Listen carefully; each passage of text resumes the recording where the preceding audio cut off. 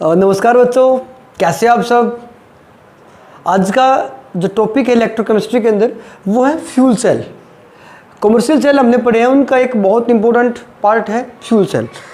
तो सबसे पहले हम समझेंगे फ्यूल सेल होता क्या है।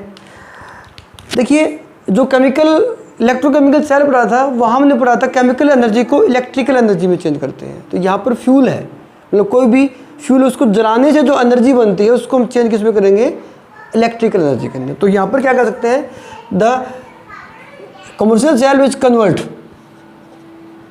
कंबसन एनर्जी इनटू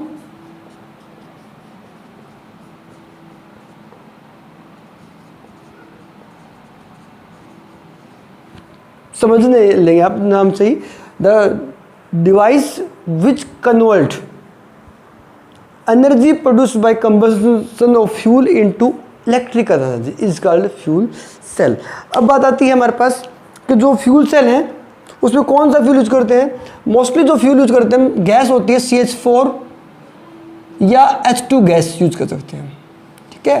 तो दोनों गैस में से कोई भी गैस यूज कर देते हैं, लेकिन जो मोस्ट कॉमनली हमारे पास गैस यूज करते हैं वो होती है आपकी H2, और यहाँ पर जो सेल बनता है वो होता है H2O2 फ्यूल सेल।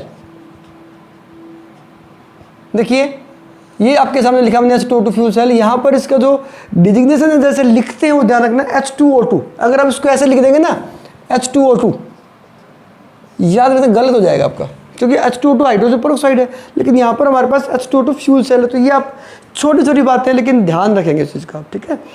अब बात आते हैं H2O2 फ्यूल सेल सबसे पहले कहाँ यूज किया गया था।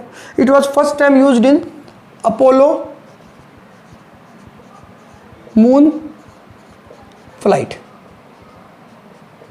अपोलो मून फ्लाइट में सबसे पहले इसको यूज किया गया था इलेक्ट्रिकल एनर्जी प्रोड्यूस करने के लिए। इसका एक बेनिफिट क्या था कि जो यहाँ पर वाटर है, साइड प्रोडक्ट जो बनता है उसको जो एस्ट्रोनॉट्स होते हैं जो वहाँ जाते हैं वो ड्रिंकिंग पर्पज़ के लिए यूज़ कर सकते हैं। अब बात आती है इसकी कंस्ट्रक्शन की। अब क्या करेंगे, इसकी कंस्ट्रक्शन करेंगे। देखिए कंस्ट्रक्शन, अभी कंस्ट्रक्शन जो होती है उसको रट्टा मारने की जरूरत नहीं है। आप पहले डायग्राम ड्रा कर लीजिए। आपको डायग्राम अगर अच्छे से याद हो गया तो कंस्ट्रक्शन आप आराम से बना सकते हैं। तो कंस्ट्रक्शन में सबसे पहला काम क्या होता है, इलेक्ट्रोड किसके बने होते हैं, क्या करेंगे हम, इलेक्ट्रोड्स। इलेक्ट्रोड देखिए आपके सामने लिखे मैंने, porous carbon electrode containing suitable catalyst. क्या होता है, अब लिख सकते हैं पोरस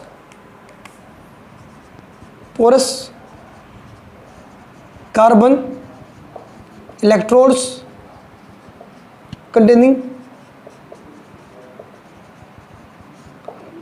PD एज कैटलिस्ट। कौन सा कैटलिस्ट यूज करते हैं, PT और PD। आपसे अलग से पूछा जा सकता है which catalyst is used in electrodes of H2O2 fuel cell, तो PT या PD। बात याद रहेगी आपको। यहाँ पर एक बात आती है, पोरस यूज किया हमने। पोरस यूज करने का पर्पज क्या होता है कि जो आयंस हैं OH आयंस जो है वो फ्लो कर सकते हैं इसमें। सी बात भी बड़ी इंपॉर्टेंट बात है। पोरस का मतलब जो आयंस को फ्लो होने में हेल्प करेगा, वाटर नहीं जाएगा बाहर, सिर्फ आयंस फ्लो करेंगे इसके थ्रू। अब आता है इसका electrode, electrolyte.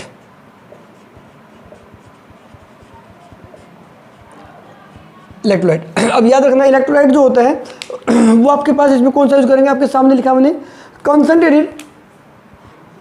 Concentrated aqueous NaOH या KOH, कोई भी इसमें आप यूज कर सकते हो जो आपका सुटेबल हो, एक्वस NaOH या KOH। तो ये आपका एज ए कैटलिस्ट यूज करेंगे। दो बात याद रहेंगे आपको, इलेक्ट्रोड क्या है और हमारे पास इलेक्ट्रोलाइट क्या है। अब आती है बात है वर्किंग की, ये काम कैसे करता है। देखिए वर्किंग जो होती है वो भी आपके इलेक्ट्रोड्स के ऊपर डिपेंड करती है। अब इलेक्ट्रोड जो है वो कैसे काम करेंगे, देखिए रिएक्शन एट एनोड। देखिए एनोड देखना, हाँ यहाँ पर क्या आती है, कौन सी गैस आती है, पर हमारे पास एनोड के ऊपर आ रही है H2 गैस, ठीक है।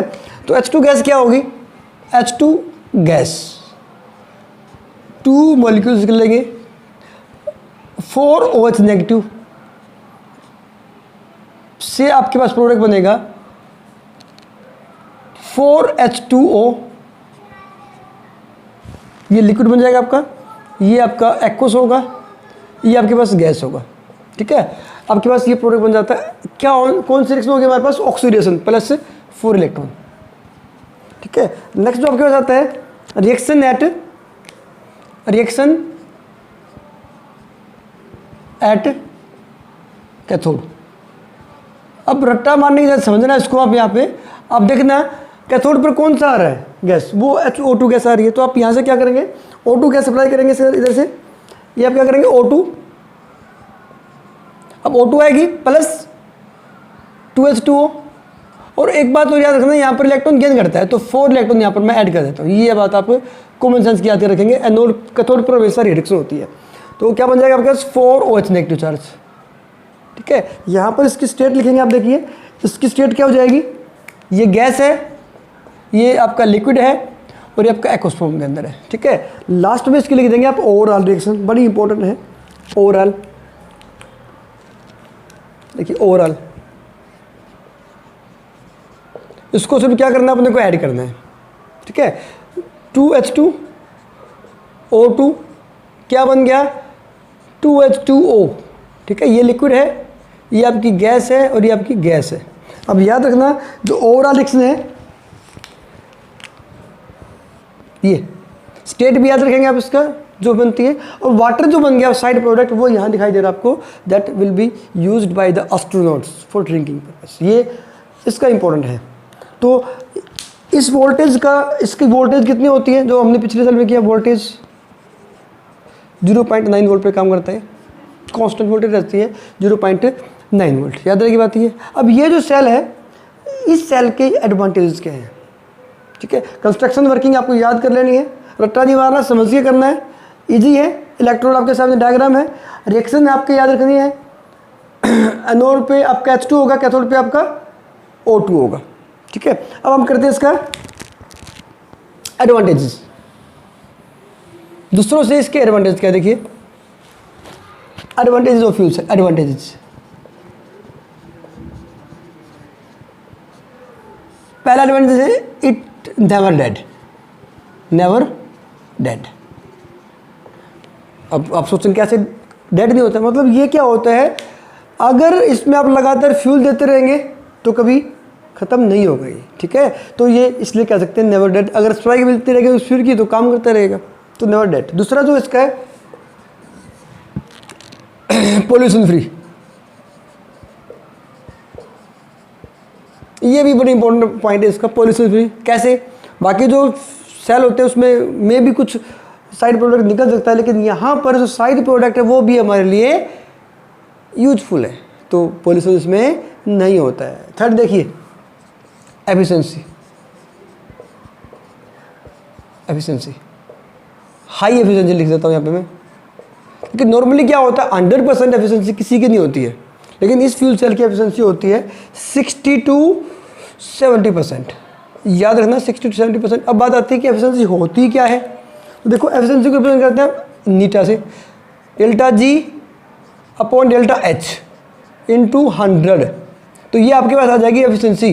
डेल्टा जी का मतलब क्या होता है कि कितना इसने वर्क किया, और डेल्टा एच जितनी हीट निकली, मतलब हीट को कितनी एनर्जी में चेंज कर रहा है, वो उसको क्या रिप्रेजेंट करेंगे, उसकी एफिशिएंसी बोलेंगे। तो ये इसके एडवांटेजेस हैं, ध्यान रखेंगे। अब एडवांटेजेस हैं तो कुछ डिसएडवांटेजेस भी होंगे।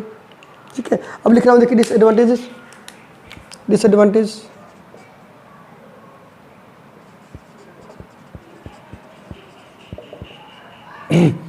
डिसएडवांटेज क्या होता है, सबसे पहला डिसएडवांटेज ये होता है कि जो आपके पास इलेक्ट्रोड्स हैं, catalyst are very costly, high cost होती है, कॉस्टली। ठीक है, जो आपके पास कैटलिस्ट पीटी और पीडी वो काफ़ी कॉस्टली होते हैं। सेकंड देखिए, सेकंड जो यूज होता है इसका ड्रॉबैक क्या है, difficult, difficult to maintain gases at high pressure and low temperature। Maintain करना बड़ा मुश्किल हो जाता है इसको, ये एक प्रैक्टिकली थोड़ा सा डिफिकल्ट रहता है, तो ये भी इसका एक बहुत बड़ा ड्रॉबैक है कि ये गैसेज जो होती है उसको मेंटेन करना बड़ा मुश्किल होता है। तो याद रखेंगे ओवरऑल फ्यूल सेल काफ़ी यूजफुल रहता है। अपोलो मून फ्लाइट में इसको यूज़ किया गया था। वर्किंग क्या रहेगी, कंस्ट्रक्शन क्या रहेगा, वो आपको ध्यान रखना बड़ा इंपॉर्टेंट है। आपको बताया मैंने, आपके डायरेक्ट क्वेश्चन पूछा जा सकता है, एक्सप्लेन करना है, या फिर इसके ऊपर कॉन्सेप्चुअल क्वेश्चन पूछ सकते हैं। और आई होप कि आपने इसको एंजॉय किया होगा। तो thank you for watching, study with me and enjoy chemistry. Thank you.